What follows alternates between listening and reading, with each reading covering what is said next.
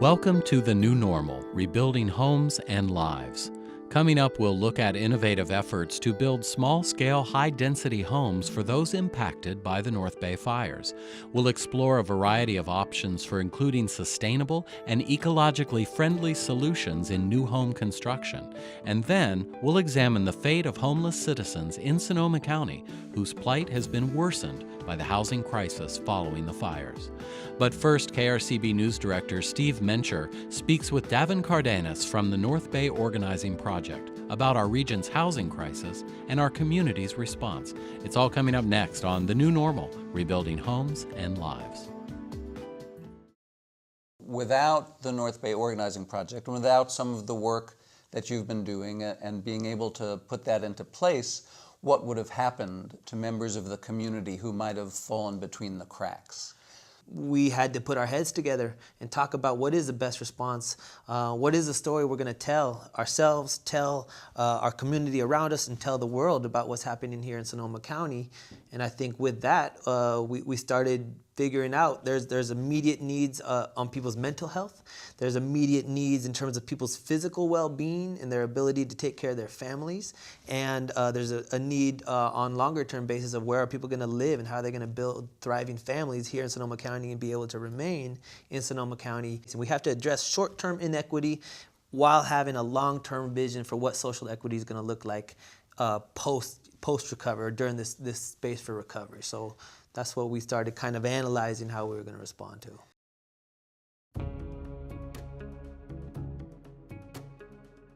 The affordability challenge in all of California and to bring it home right here into Sonoma County is tremendous.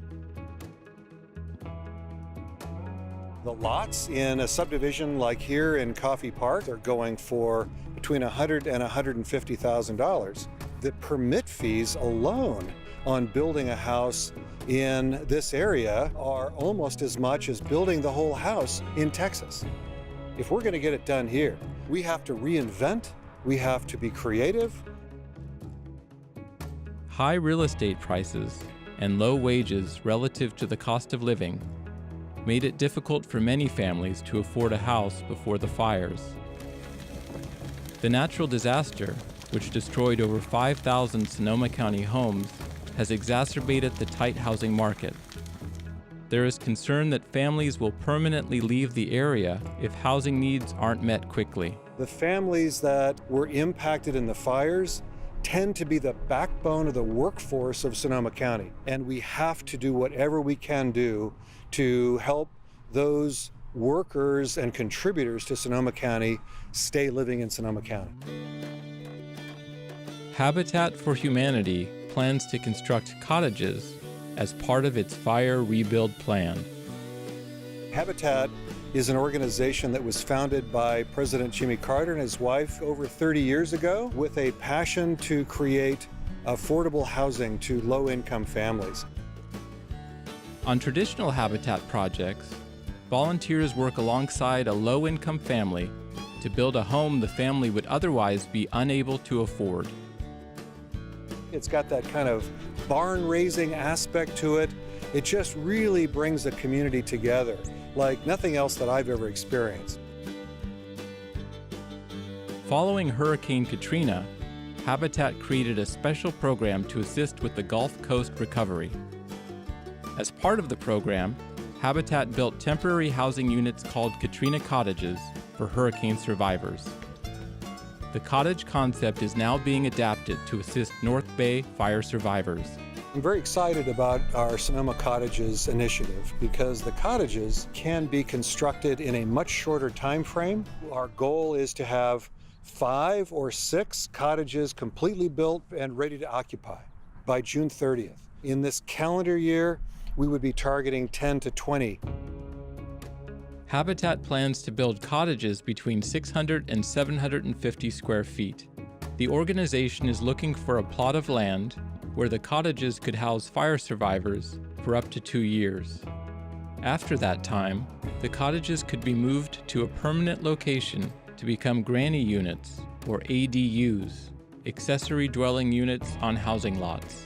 Temporary housing now, adding to the affordable rental stock of Sonoma County permanently, long term.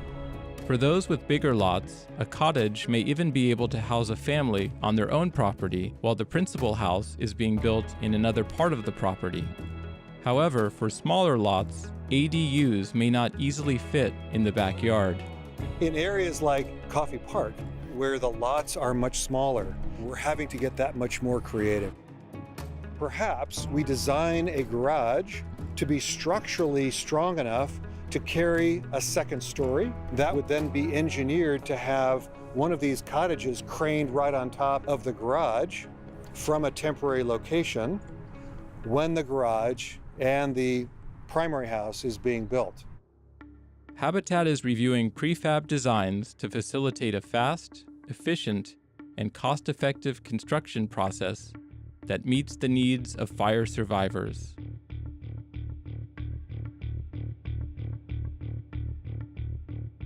Napa County has identified anywhere between 500 and 2,000 homes that it immediately needs. Sonoma County has identified 19,000.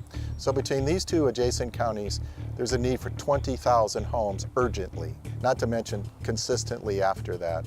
Significant labor shortages in the construction sector are compounding the problem of an already tight housing market. This is the greatest labor shortage I've ever seen. It was bad before the fires, and now it's worse. Constructing building components off-site can reduce the number of skilled laborers needed on-site.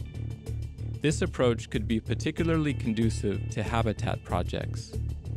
Rapid construction technologies that meet current building codes and current energy codes and so on is part of the way to solve these problems.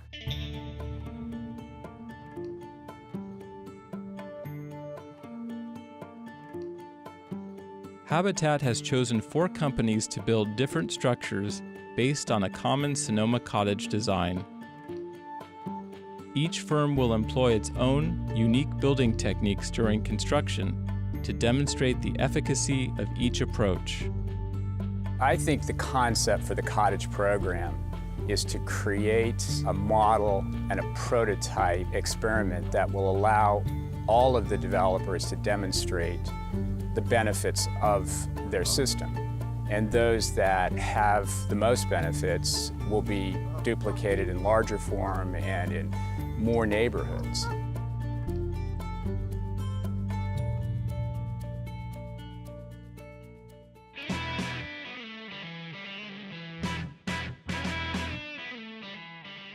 The Sonoma Cottage builders will follow designs created by University of Notre Dame School of Architecture professor Marianne Cusado.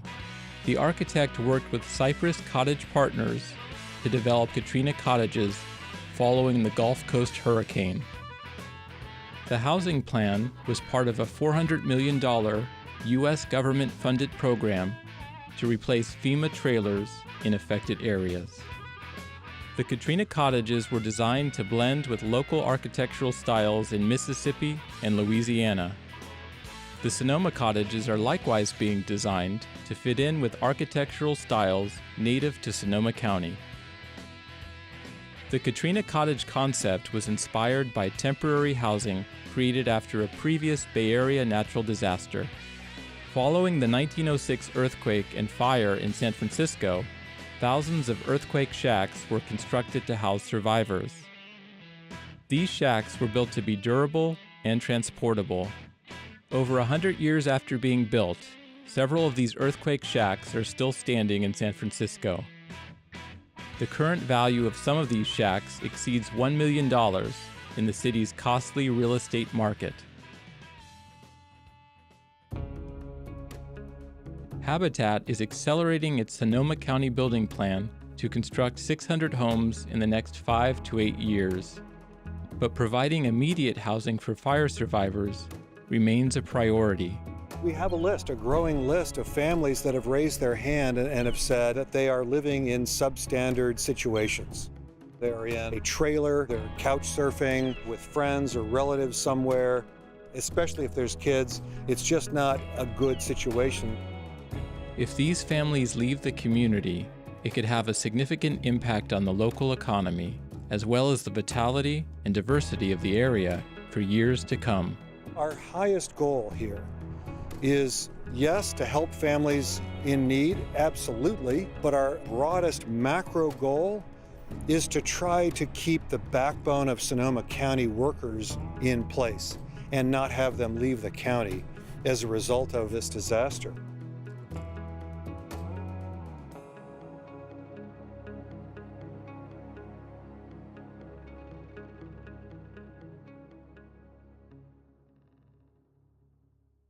What were some of the things that you put into place as people started to stream in here, and how did you let them know that you were available to them? Yeah, I mean, especially with the Undocumented Fund, the need was immediate and people were responding, and really we were trying to just address the immediate, like your pocketbook, what's happening with your wallet and your ability to find a place to live. What are the policies that we're going to need to have in place so we can develop what we call like a just recovery, a people's recovery that takes into account the needs of workers, that takes into account the needs of the planet, that takes into account the needs of our region on a long-term basis, and not just short-term solutions that don't result in solving anything, so we had to think about these things as we were responding ourselves.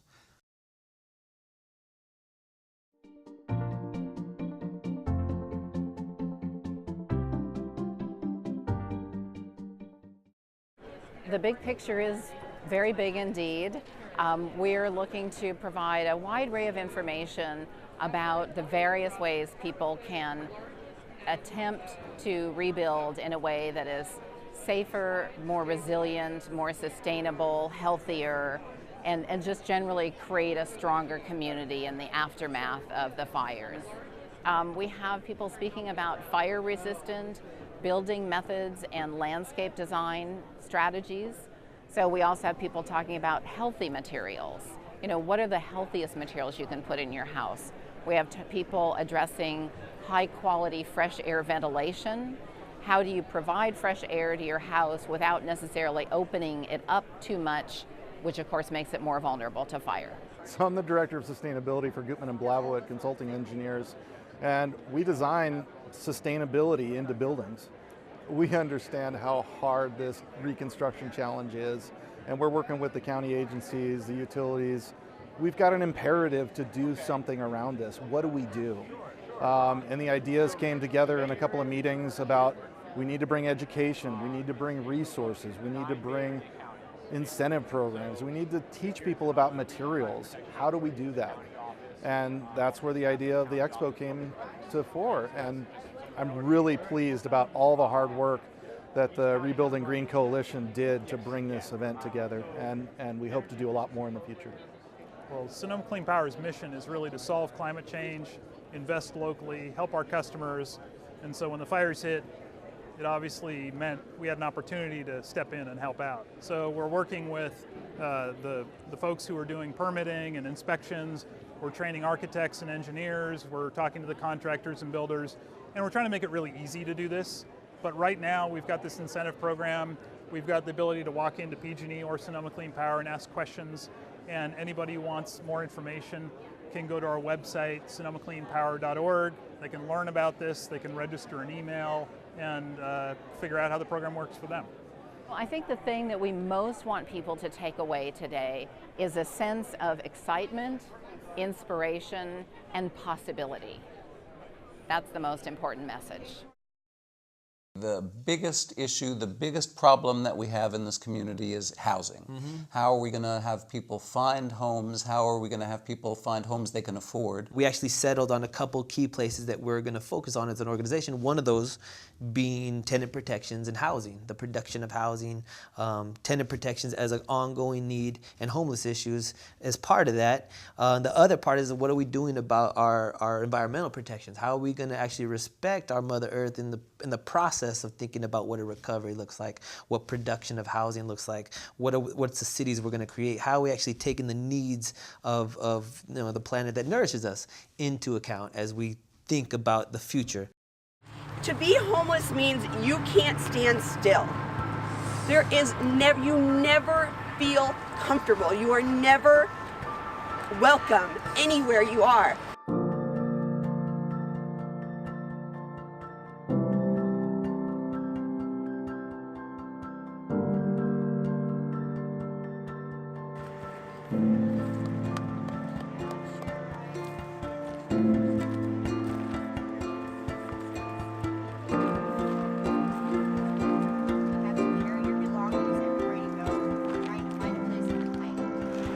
let me say thank you to the residents that are living here now.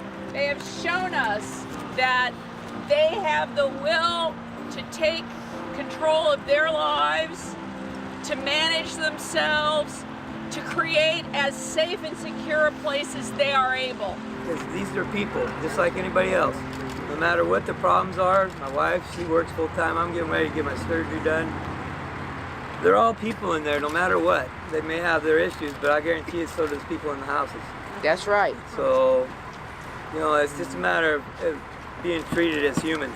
And if we would like to be Sonoma strong, Sonoma proud, Sonoma love, let's do a project that's real. Let's get $1 million. And let's make each one of these camps something that can be replicated. We'll say we can do this. We can house people until there's housing. Yes. Hear, hear. Yes. So about 2 years ago, some of us got fed up with the fact that there were homeless people living in camps all over the county, and no one was safe. The police would come and harass them and move them around. So we started an unofficial camp called Camp Michaela, and it has been, I call it a public camp, because although it's not official or sanctioned, it's been out in the public. We haven't been secret about it. It's been going for 2 years with about 20, 30 people in it. In the last 6 months, the city of Santa Rosa has moved people out of 3 very large campsites, saying that they are going to give them services and help them get on their way and get them out of unclean conditions. What's happened is we now have a camp with about 120, 130 people in it, which is in the Roseland area of Santa Rosa, behind the dollar store on Sebastopol Road. The big chunk of that came since last November, when the last eviction was.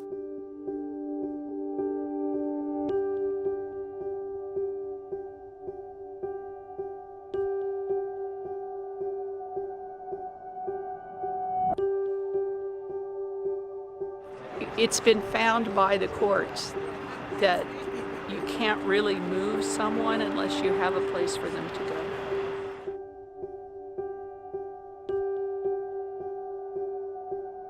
The county has set up what they're calling a navigation center, which is basically a place for services. And people are happy that it's there because they don't have to traipse all over town to get various things, like maybe they've lost their ID, they need an ID, food stamps, sign up, those sorts of things. It's really good. But they've only done it for 30 days. And there's one organization, which is a host team, homeless outreach street team, which actually offers some housing. So in terms of getting housing, it's very, very limited. They've been there for a week now. They have had 24 people come in, which is a nice amount. But of those, only 5 people have some kind of housing being offered, and those are not houses with kitchens. And they've used up, they have $100,000 to work with. They've used up $40,000 of that, just for those people.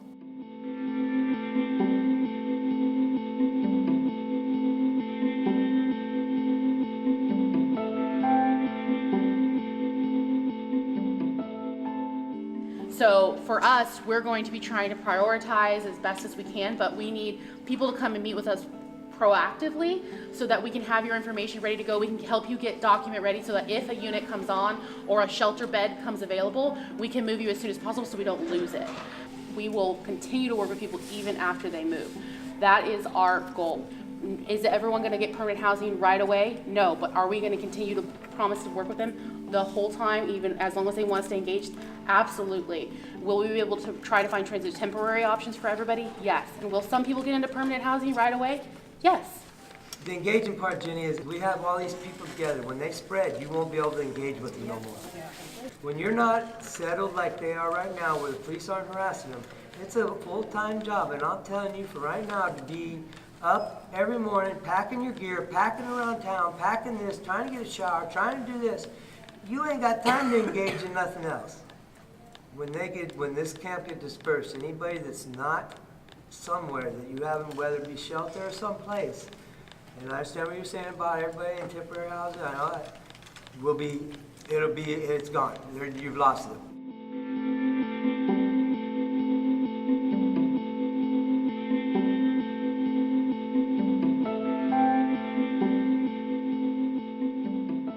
as far as I know, these workers that work for Catholic Charities, they're not the bad guys. It's the bigger bad guys that we're like up against. I really feel like I don't want to attack like the little people, but Steve and I have gone in there every single day that they've been open, and there's nothing there. There was an intake form to fill out in the beginning, and that's all there has been. And we were both told that we aren't at risk enough to get help. My wife and I and a few others were supposed to be told we received our housings, and here we are 2 weeks into it, and we still ain't. Nothing happened. So I got mixed feelings about it right now. I really do.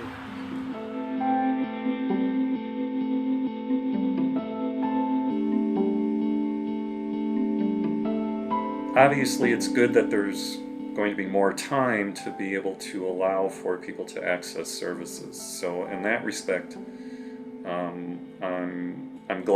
I'm happy about that. I'm concerned though either way about the fact that the camp is going to be cleared and that people are going to be forced to leave there, whether they've been able to access services or not. It takes time to place people, and my concern is again that there's not enough time that's being allowed for that. What's known as the KBBF option is very, very fluid. KBBF has a piece of property, they aren't using it right now. They owe the city a bunch of back money.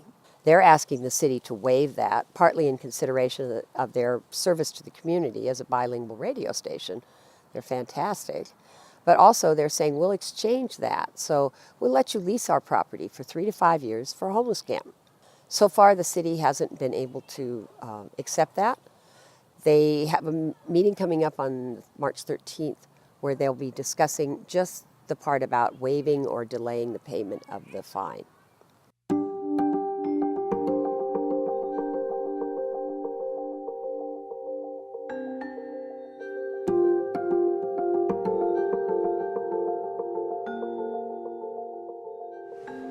I understand that we need affordable housing, and the land is slated for affordable housing, but we can't find another piece of land to develop affordable housing on except the one where 120 people are camping, and we have to forcibly relocate them for housing that many of them might not even be able to get into. For someone I spoke to at the Navigation Center, at least 60 people from the camps have been in to try to take advantage of what's been available. I've also been told that there have been 5 of those people who've been offered homes. What we need is a place to build a sanctioned camp. It will be so much cheaper than what y'all are doing right now. You're criminalizing extreme poverty. Just give them a place to sleep. All those people out there, they're just people. You're people. I can't be hypervigilant every second. I need to be able to know that I can put my head down and sleep and no one's going to bother me. I have to know that I don't have to wake up and pack all my things around with me every day. Because no one treats you the same. That backpack on, you're instantly lesser. You're lesser than human. Not enough time. Okay, bottom line is you're kicking us out of the third and you're going to use cops to do it. It's not fair. We are people. Please stop this. You don't need to build low-income housing right this very second. The almighty dollar is a big deal, but these people that are supposedly just the worst of the worst who couldn't be put anywhere else managed to get it together to get the fire department to clear this and not shut this place down, okay, and to keep it safe and organize donations and mediate situations. Everyone agrees that no violence happens inside. Every day it goes by, they get a little bit more strength. And it's just heartbreaking. I mean, what are we all gonna do? I just want everybody to be safe here. It's here. And being on the streets and doing all this running around isn't safe. You don't have time for nothing but to be survived. This way, these places make it safer. You know, they say it's rough, and it can be. Don't get me wrong, but it's rough anywhere. We have to have the political will. We have to have politicians and government people who are willing to stand up to people who say, these guys are just a bunch of bums. They don't deserve our help. Somebody has to take the risk to say, no, they're really our neighbors, and we're going to stand up for them, even if you don't like what we do. And then we need sort of a lot of love to just surround people so they can move forward in their lives.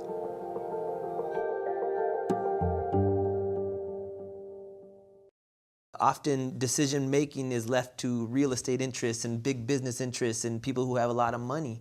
And it's been prior to the fires of work that's actually got us to the point where the needs of working people, of immigrants, of renters are actually taken into account in the decisions that are being talked about or implemented in Sonoma County. All right, thanks, Devin Cardenas, for joining me and for having this conversation with me. I'm really interested to follow your work going forward. Thank you. Thanks for asking questions. Let me speak. Thank you for joining us for The New Normal, Rebuilding Homes and Lives. KRCB presents the following resources and information to help those who are struggling with the effort to rebuild after the North Bay fires. Selecting and working with contractors and other vendors can be confusing and sometimes overwhelming. Unscrupulous, unlicensed contractors often prey on victims of natural disasters. It is a felony to contract without a license in a declared disaster area. Licensed contractors are registered with the Contractors State Licensing Board. Consumers can protect themselves by using CSLB's resources to check a contractor's license status and history. Visit cslb.ca.gov or call the CSLB Disaster Hotline at 800-962-1125. The North Coast Builders Exchange is a local organization comprised of state-licensed contractors, architects, engineers, and construction suppliers.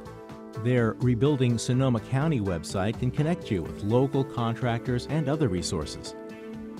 If you're interested in using green building materials or taking advantage of sustainable design for your new home, the Ecological Building Network offers resources on their website, ecobuildnetwork.org. The Sonoma County Recovers website offers a vast array of rebuilding resources, including links to permitting and construction requirements specific to the City of Santa Rosa and County of Sonoma. You'll also find useful guides, tools, and tips to help you through the process of rebuilding your home. Visit sonomacountyrecovers.org/rebuild.